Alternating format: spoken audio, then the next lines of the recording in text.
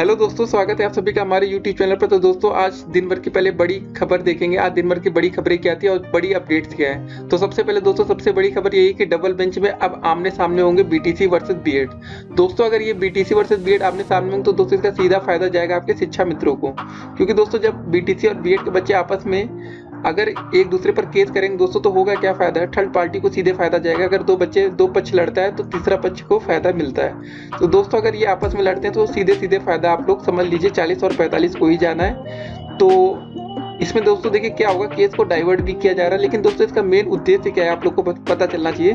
तो ये चाहते हैं बच्चे की परीक्षा को निरस्त करा के दोबारा पेपर हो।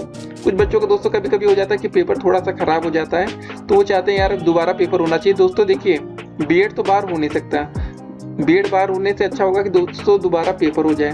तो दोस्तों कुछ बच्चों ये चाह रहे हैं, या दूसरा है कि इसमें सीधे सीधे शिक्षा मित्रों को फायदा पहुंचाना चाहते हैं। तो दोस्तों आपके बीच में भी कुछ बच्चे ऐसे हैं जो शिक्षा मित्रों के सपोर्टर हैं, तो आप लोग को ये समझना चाहिए।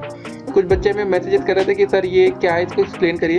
तो आप लोग दोस्तों समझ सकते हैं कि इसमें से देखिए कुछ बच्चे जो होते हैं ना कि दोस्त होते हैं, तो आप लोग को समझना चाहिए कि हाँ कुछ बच्चे शिक्षा मित्रों के भी सपोर्टर हैं, तो वो इनडायरेक्टली आपस में लड़कर उन्हें फायदा पहुंचाने की कोशिश कर रहे हैं।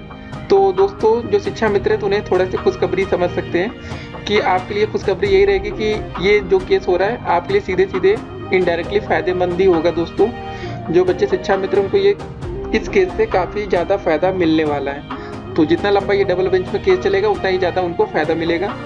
और जो बच्चे 40 और 45 सपोर्टर हैं उनके लिए खुशखबरी रहेगी, और 60-65 वाले वो थोड़ा डिसअपॉइंट हो रहे होंगे, क्योंकि उन्होंने 60 और 65 के बच्चों ने ही हमें काफ़ी मैसेजेस किए थे कि सर अब बताइए इस केस से हमारा क्या फ़ायदा होगा या क्या नुकसान होगा। देखिए दोस्तों 60-65 वाले बच्चों सीधे समझ लीजिए आपका 1% भी इसमें फ़ायदा नहीं होने वाला, क्योंकि इस भर्ती से बीएड का बाहर होना तकरीबन इम्पॉसिबल है।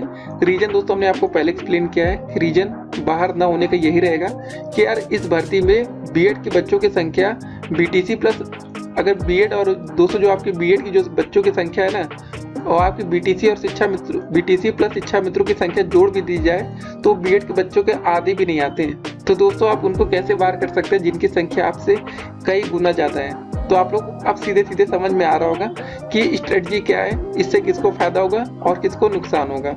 सिंपल सा है दोस्तों, फायदा आपके शिक्षा मित्रों को मिलेगा, इससे ये प्लस में जाएंगे।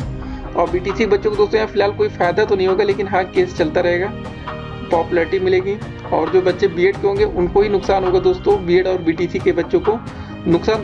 दोस्तों देखा जाए जो बच्चे बीटीसी में भी पास है 60-65 के समर्थन में, उनको भी नुकसान ही होगा। अगर ये एक होकर लड़ेंगे केस तो आगे आपको ज़्यादा फायदा मिल सकता है। ठीक है, तो आज के अपडेट्स यही है दोस्तों, सबसे बड़ी अपडेट्स की अब डबल बेंच में आमने सामने होने वाले बीटीसी वर्सेस बीएड। फिर मिलेंगे, तब तक के लिए शुभ रात्रि, गुड नाइट।